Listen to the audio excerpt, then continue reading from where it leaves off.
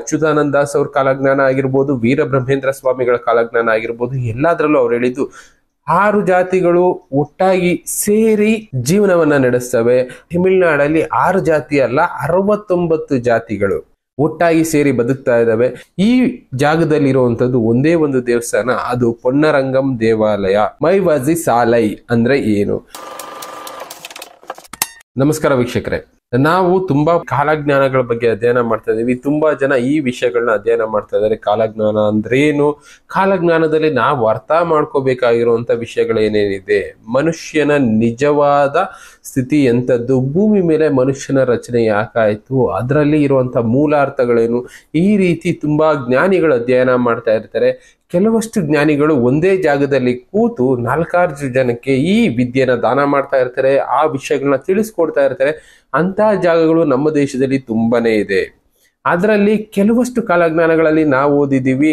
ಈಗ ಅಚ್ಯುತಾನಂದ ದಾಸ್ ಅವ್ರ ಕಾಲಜ್ಞಾನ ಆಗಿರ್ಬೋದು, ವೀರಬ್ರಹ್ಮೇಂದ್ರ ಸ್ವಾಮಿಗಳ ಕಾಲಜ್ಞಾನ ಆಗಿರ್ಬೋದು, ಎಲ್ಲಾದ್ರಲ್ಲೂ ಅವ್ರು ಹೇಳಿದ್ದು 6 ಜಾತಿಗಳು ಒಟ್ಟಾಗಿ ಸೇರಿ ಜೀವನವನ್ನ ನಡೆಸ್ತವೆ, ಅವು ಸಮಾಜಕ್ಕೆ ಮಾದರಿ ಆಗ್ತವೆ ಅಂತ.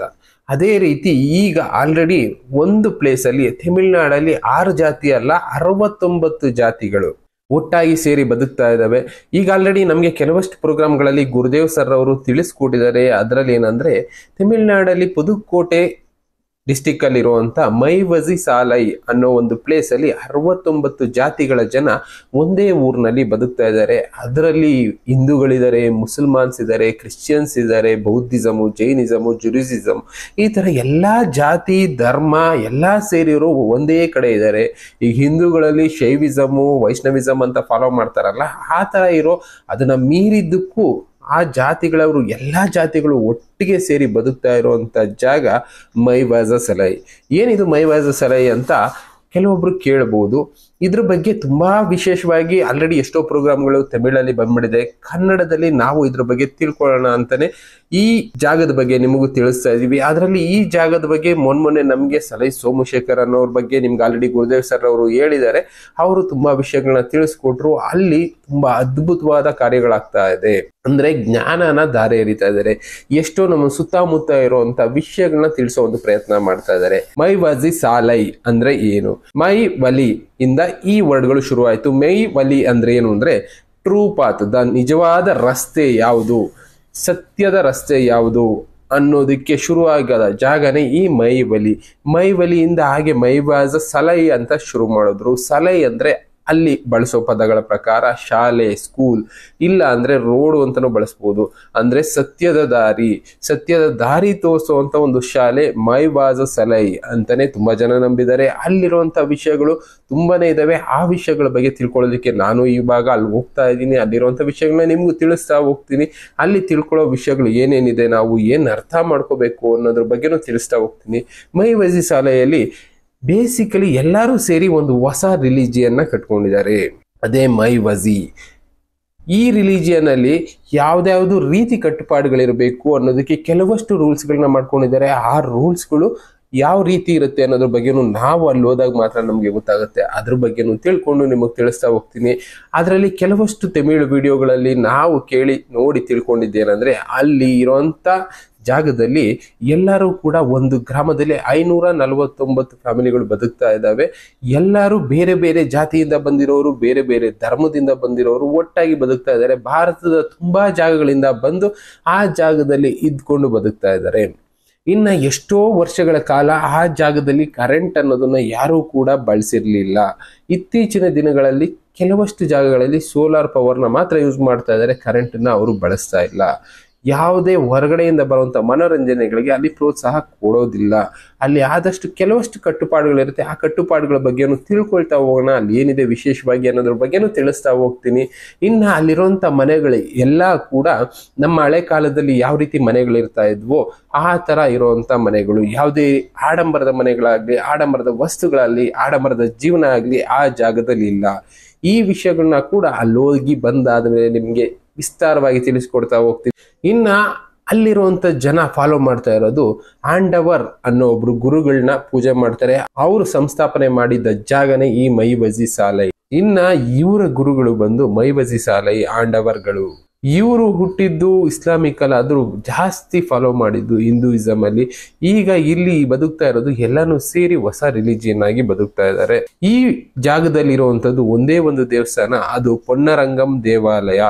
ಆ ದೇವಾಲಯದ ಬಗ್ಗೆನೂ ಅಲ್ಲಿ ಏನ್ ವಿಶೇಷವಾಗಿದೆ ಅದ್ರ ಬಗ್ಗೆನೂ ಮುಂದಿನ ಪ್ರೋಗ್ರಾಮ್ಗಳಲ್ಲಿ ತಿಳಿಸ್ಕೊಡ್ತಾ ಹೋಗ್ತೀನಿ. ಇನ್ನ ಈ ಆಂಡವರ್ಗಳು ತುಂಬಾನೇ ಸಿದ್ಧಿಗಳನ್ನ ಮಾಡಿದ್ದಾರೆ, ಸಾಧನೆಗಳು ಮಾಡಿದ್ದಾರೆ, ತುಂಬಾ ಸದ್ಗುರುಗಳ ಜೊತೆ ಯೋಗಿಗಳ ಜೊತೆ ತಪಸ್ಸನ್ನ ಮಾಡಿದ್ದಾರೆ. ಅವುಗಳ ಬಗ್ಗೆನೂ ವಿಕಿಪೀಡಿಯಾದಲ್ಲಿ ತುಂಬಾನೇ ವಿಶೇಷವಾಗಿ ತಿಳಿಸ್ಕೊಟ್ಟಿದ್ದಾರೆ. ಎಷ್ಟೋ ವರ್ಷಗಳ ಕಾಲ ತಪಸ್ಸು ಮಾಡಿ ಸಿದ್ಧಿನ ಸಾಧನೆಯನ್ನ ಪಡೆದಿದ್ದಾರೆ.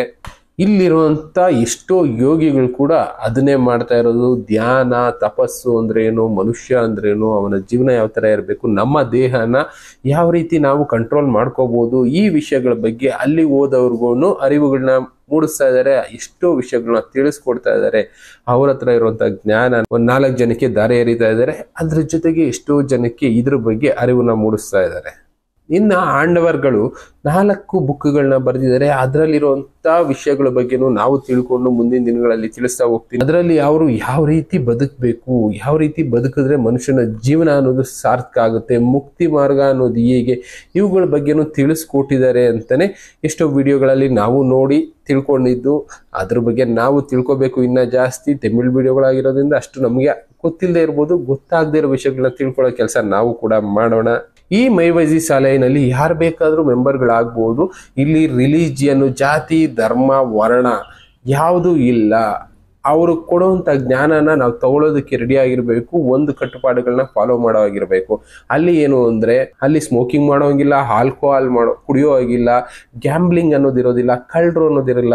ಆದಷ್ಟು ವೆಜಿಟೇರಿಯನ್ ಆಗಿ ಬಾಳ್ಬೇಕು ಮನುಷ್ಯ ಅನ್ನೋದನ್ನ ಅಲ್ಲಿ ಕ್ಲೀನ್ ಆಗಿ ಹೇಳ್ಕೊಡ್ತಾ ಹೋಗ್ತಾರೆ ಅಂತ ಕೆಲವಷ್ಟು ವಿಡಿಯೋಗಳಲ್ಲಿ ತಿಳಿಸ್ಕೊಟ್ಟಿದ್ದಾರೆ. ಇನ್ನ ಜಾಸ್ತಿ ಮಾಹಿತಿಗಳು ನಮಗೂ ಅದ್ರ ಬಗ್ಗೆ ತಿಳ್ಕೊಬೇಕು ಅಂತ ಇದೆ. ಅಂತ ಕೇಳಿದ್ರೆ ಗುರುದೇವ್ ಸರ್ ಅವರು ಎಷ್ಟೋ ವಿಷಯಗಳನ್ನ ಅಧ್ಯಯನ ಮಾಡಿ ತಿಳಿಸಿದ್ದಾರೆ.